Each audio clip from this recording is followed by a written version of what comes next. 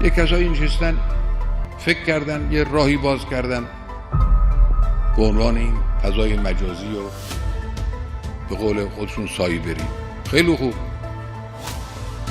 از این استفاده کنید، منتها استفاده درست بکنید. دیگران دارن استفاده درست میکنن.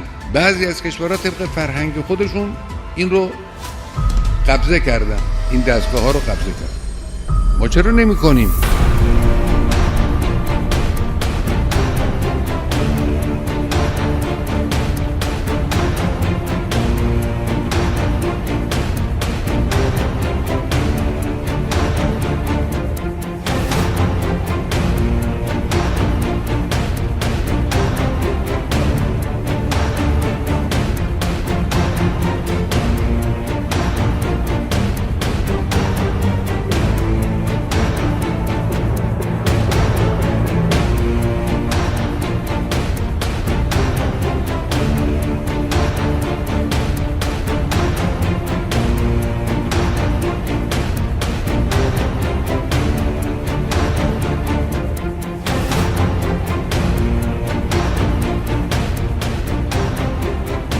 جوان‌ها امروز در فضای مجازی فعالند.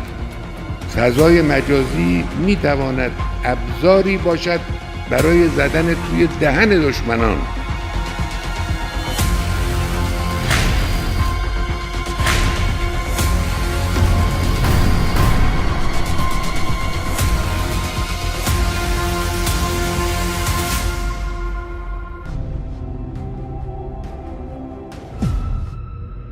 اینجا مرکز مقاومت است.